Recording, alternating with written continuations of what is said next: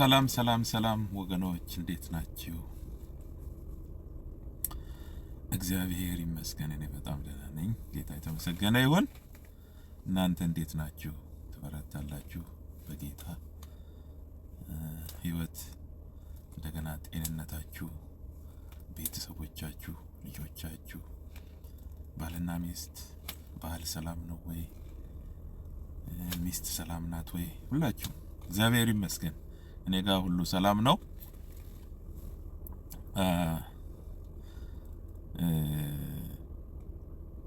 አሁን የገባሁት ያው በአንድ አካል ስለተጠራን እንደገና ደግሞ አንዱን መንፈስ ጠጥተናል ተብሎ ስለተጻፈ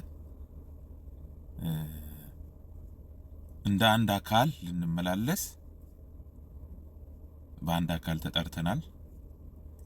እንደገና ደግሞ አንድን መንፈስ ጠጥተናል የተባለው ደግሞ በዛው በጠጣነው መንፈስ ልንመላለስ። አንድ መንፈስ ከጠጣን በተለያየ መንፈስ አንመላለስም ማለት ነው። እግዚአብሔር ይመስገን። ለምን ጠጣን? አንድ መንፈስ፣ ያ መንፈስ መንፈስ ቅዱስ ይባላል። ለምን ጠጣን ያንን መንፈስ? መኖሪያው የት ነው? መጽሐፍ ቅዱሳችን የእግዚአብሔር መንፈስ በእናንተ እንዲኖር አታውቁምን? እናንተ የእግዚአብሔር ቤተ መቅደሶች ናችሁ፣ የእግዚአብሔር መንፈስ የሚኖርባችሁ ይላልና የጠጣነው መንፈስ የሚኖር ነው። የሚኖር ዳግም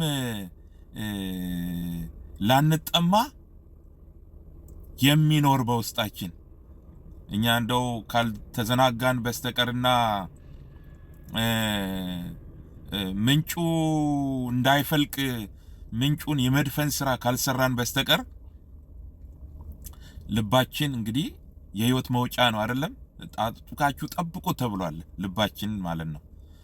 ያንን ልባችንን ይሄ ምንጭ የሚፈልቅበትን የመንፈስ ቅዱስ ምንጭ የሚፈልቅበትን ህይወት የሚፈልቅበትን ሰላም የሚፈልቅበትን ፍቅር የሚፈልቅበትን እሱን ካልደፈንነው በስተቀር እንዳይፈልቅ ካላደረግነው በስተቀር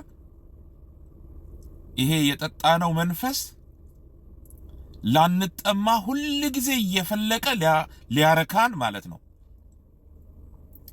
በዚህ መንፈስ ቅዱስ ደስታ ይፈልቃል፣ ሐሴት እናደርጋለን። በዚህ መንፈስ ቅዱስ በጣም የሚገርመኝ የእግዚአብሔር ሐሳብ ደግሞ እንዲቋረጥ አይፈልግም። እግዚአብሔር የህይወት ውሃ ወንዝ ሆኖ በውስጣችን እንዲፈልቅ ይፈልጋል ማለት ነው። እግዚአብሔር አምላካችን የተመሰገነ ይሁን። ስለዚህ ይህንን መንፈስ አንድ መንፈስ ጠጥተናል ተብሎ የተጻፈበት ምክንያት አንድ እንድንሆን ነው። አንድ ልብ እንዲኖረን ነው። አንድ ሐሳብ እንዲኖረን ነው። መጽሐፍ ቅዱስ ነው የሚለው በአንድ ሐሳብ ተስማሙ ይላል። ማለት በሐሳብ እንድንጋጭ ስለማይፈልግ ማለት ነው። በሐሳብ የምንጋጭ ከሆነ የእግዚአብሔር ሐሳብ አይደለም ማለት ነው። የእግዚአብሔር ሐሳብ አንድ ሐሳብ ይሁንላችሁ፣ ይኑራችሁ፣ በአንድ ሐሳብ ተስማሙ ይላል። እንዴ የተለያየ እኮ ሐሳብ አለን ምናምን ልንል እንችላለን። ሚሊዮን ጊዜ የተለያየ ሐሳብ ቢኖረን መጽሐፍ ቅዱስ በአንድ ሐሳብ ተስማሙ ይላል። በሌላ አገላለጽ የተለያየ ሐሳብ ቢኖረንም ወደ አንድ ሐሳብ ኑ ማለቱ ነው። ወደ አንድ ሐሳብ ኑና ተስማሙ ማለቱ ነው። እንዴት ልንስማማ እንችላለን?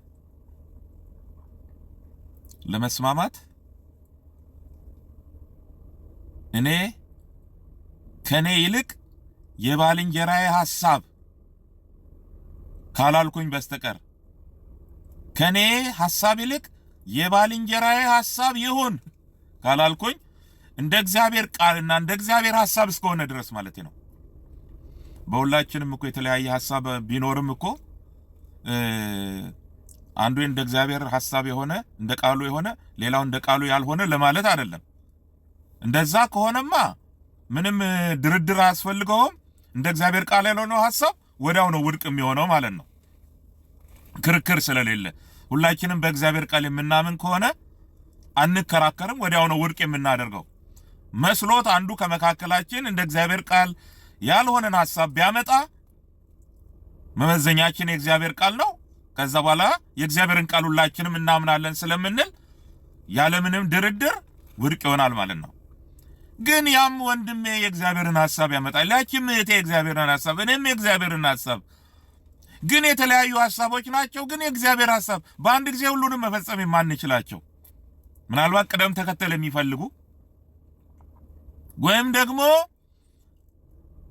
ከመካከላቸው የጊዜው የሆነው የእግዚአብሔር ሐሳብ ደግሞ ይኖራል ማለት ነው። ስለዚህ በአንድ ሐሳብ ተስማሙ ሲል ያ የጊዜው ሐሳብ የሆነ ገዢ የሆነ ሐሳብ በእያንዳንዱ ልብ ውስጥ ገዢ የሆነውን በሱ እንድንስማማ ማለት ነው። አንድ ሐሳብ ተስማሙ። አንዱን መንፈስ ጠጥተናል። ታዲያ ምንድነው ዓላማው?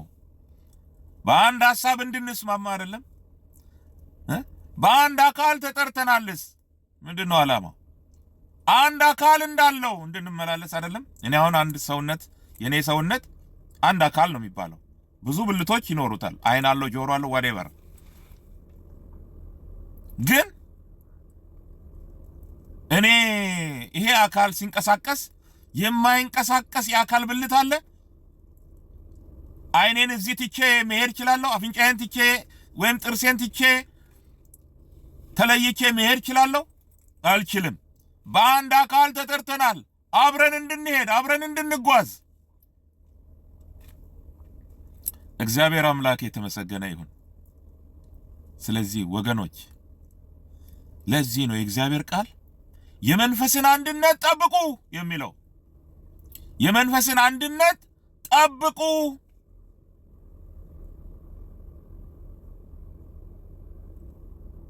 ጳውሎስ ብዙ መከራ ውስጥ አልፎ መከራውን ሳይቆጥር መደብደቡን፣ መሰደቡን፣ መነቀፉን ሳይቆጥር ምንድን ነበር ያለው?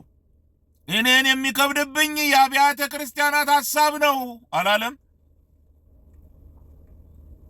ምንድነው የሚከብድብን? እኛ ዛሬ የአካሉ ጉዳይ ነው የሚከብድብን ወይስ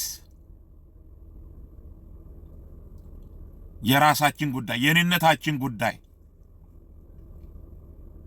እኔነትማ ከጅምሩ እኮ ካዱ ተብለን ነው ስንጠራ። ራሱ ሊከተለኝ የሚወድ ቢኖር ራሱን ይካድ።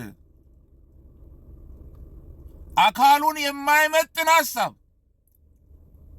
በአንድ አካል ተጠርተን በዛ በተጠራንበት አካል ሁላችንም እንዳንቀጥል እንዳንጓዝ የሚያደርግ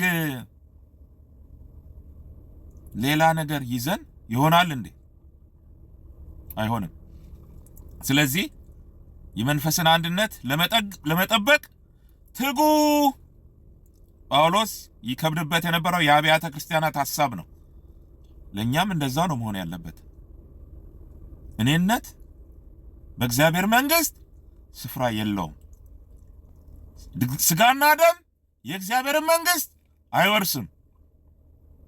እግዚአብሔር አምላካችን የተመሰገነ ይሁንና እንዲሁ በልቤ ስለ አካሉ ሳስብ ነው ይሄንን የተናገርኩት ማለት ነው። እግዚአብሔር ይባርካችሁ። ተባረኩ፣ በርቱ በጌታ ጸጋ። እኔም ባለውበት በረታለሁ። ተያይዘን ወደ አባታ